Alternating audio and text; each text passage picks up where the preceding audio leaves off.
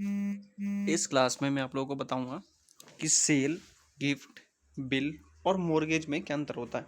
पहले तो आप ये समझो कि इनकी स्पेलिंग कैसे होती है। मॉर्गेज की स्पेलिंग में टी आता है, यहाँ पे MORTGAGE, ये होता है मॉर्गेज। ठीक है, ये मैंने AI के थ्रू जनरेट करा है। अगर इसमें कोई प्रॉब्लम हो तो वो हम इग्नोर करेंगे, दूसरी क्लास में किसी और में मैं फिर आपको समझा दूंगा अगर आपको कोई प्रॉब्लम लगती है।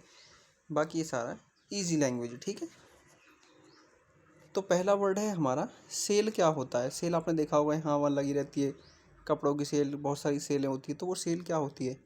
सेल का मतलब होता है पैसा लो, मालिकी, ओनरशिप दो। हम कोई भी चीज़ जैसे सेल में से लेते हैं, जैसे कि हमने कोई कपड़ा लिया, हमने कोई मोबाइल लिया, हमने इसके बदले कुछ उसको पैसे दिए और हम इसके मालिक हैं। हम इसको पैसे देने के बाद हम चाहे इसके साथ जो भी करें वो उसको मतलब नहीं होगा। क्यों? क्योंकि उसको हमने कंसिडरेशन कुछ दिया है। कंसिडरेशन मतलब होता है कोई चीज़ लेने के बाद कुछ चीज़ रिटर्न में देना, ठीक है उसको। तो हमने उसको पैसे दिए हैं और अब ये चीज़ हमारी मोबाइल है, ये हमारे कपड़े हैं, अब ये हमारे हैं भाई, तुम्हारे इस पर कोई हक नहीं है, अभी जो भी है ये हमारा है। ठीक है, तो हमने पैसे देने के बाद कुछ चीज़ ली है, उसको हम सेल बोलेंगे। यानी कि अगले बंदे को हमने, वो कुछ बेच रहा था, हमने उससे उसको लिया सामान को, उसके बदले में हमने उसको पैसे दिए, तो वो सेल कही जाएगी। और ओनरशिप, उसका मालिकाना हक हमारे पास है। अब गिफ्ट क्या होता है? गिफ्ट तो आपको पता ही है, प्यार में बिना पैसे की मालिकी दो। ठीक है, जब आप लॉ पढ़ोगे तो इसमें और सारी चीज़ें आ जाती है, और भी कुछ होती है उसकी फॉर्म गिफ्ट की, वो हम बंद नहीं करेंगे इस क्लास में। मैं आपको ईजी लैंग्वेज में बताऊँगा। गिफ्ट क्या होता है? आपने देखा होगा कि हम बहुत सी चीज़ें दोस्तों को देते हैं। चल, जैसे आप स्कूल में पढ़ते हो या कॉलेज में हो, तो कई बार कोई पूछता है ना कि पेन दे दो, कोई हम कहते हैं ले रख ले, कोई बात नहीं, तो एंजॉय कर इसको।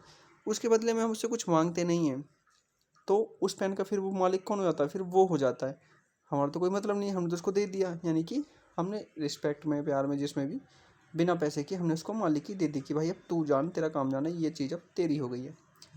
फिर आता है विल। विल आपने फिल्मों में बहुत सुना होगा कि विल बनाए उसने, मेरे जाने के बाद मालिकी देना। यानी कि वो इस तरह का कुछ बनाया जाता है कि जब मैं मरूंगा तभी ये उसका मालिक बनेगा। उससे जब तक मैं जिंदा हूँ, जब तक ये मालिक नहीं है उसका, जैसे ही मैं मरूंगा मैं लिख के जाऊंगा, तो उसके बाद ये मालिक उस चीज़ का या उस प्रॉपर्टी का या जो भी चीज़ है उसकी मालिक बन जाएगी। यानी कि मेरे जाने के बाद मालिकी देना। ठीक है, अब हम समझते हैं तीसरा, मॉर्गेज। इसकी स्पेलिंग पहले तो आप समझो, बहुत इंपॉर्टेंट है ये, और कई बार पूछा भी जाता है ये। ठीक है,